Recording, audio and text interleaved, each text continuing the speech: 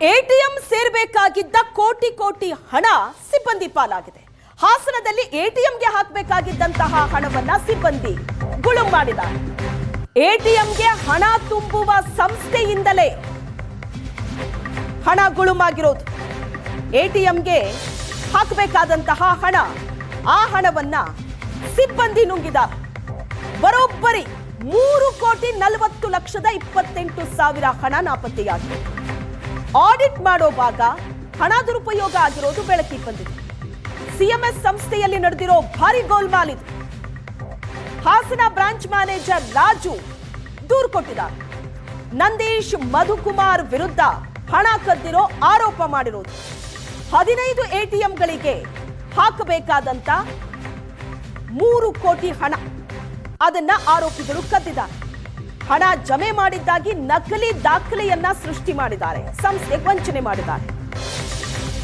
11 ಕೆನರಾ ಬ್ಯಾಂಕಿನ ATM, 3 SBI, 1 bank of ಇಂಡಿಯಾದ ಎಟಿಎಂಗೆ ಹಾಕಬೇಕಾಗಿದ್ದ ಹಣ, ಒಟ್ಟು 15 ಎಟಿಎಂಗಳಿಗೆ ತುಂಬಿಸಬೇಕಾಗಿದ್ದ ಕೋಟಿ ಕೋಟಿ ಹಣವನ್ನ ಗುಳುಂ ಮಾಡಿದ್ದಾರೆ.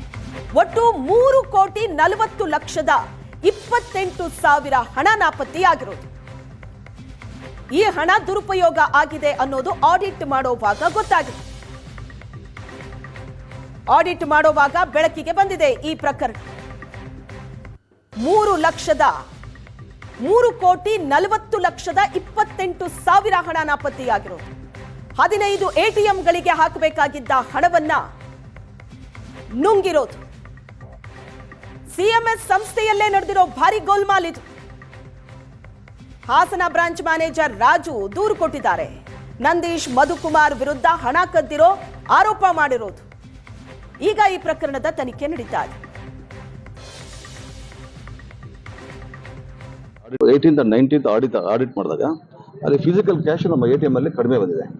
ಸೊ ಎಟಿಎಂ ಅನ್ನು ಓಪನ್ ಮಾಡಲಿಕ್ಕೆ ಅವರಿಬ್ಬರಿಗೆ ಅಥಾರಿಟಿ. ಆಡಿಟ್ ಮಾಡೋ ಸಂದರ್ಭದಲ್ಲಿ ಕೂಡ ಅವರೇ ಇರಬೇಕು, ಬಿಟ್ರೆ ಬೇರೆ ಯಾರು ಕೂಡ ಅದನ್ನ ಓಪನ್ ಮಾಡ್ಲಿಕ್ಕೆ ಸಾಧ್ಯ ಇಲ್ಲ.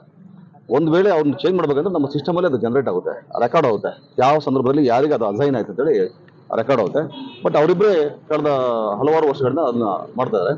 ಸೊ ಆಡಿಟ್ ಸಂದರ್ಭದಲ್ಲಿ ಸುಮಾರು 3,40,00,000 ರೂಪಾಯಿ ಶಾರ್ಟೇಜ್ ಇರೋದು ಕಂಡು ಬಂದಿದೆ. ಈ ಬಗ್ಗೆ ನಾವು ನಿನ್ನೆ ಎಕ್ಸ್ಟೆನ್ಷನ್ ಪೊಲೀಸ್ ಸ್ಟೇಷನ್, ಬಡಾವಣೆ ಪೊಲೀಸ್ ಸ್ಟೇಷನ್ಗೆ ನಾವು ದೂರನ್ನು ದಾಖಲಿಸಿದ್ವಿ. 18th and 19th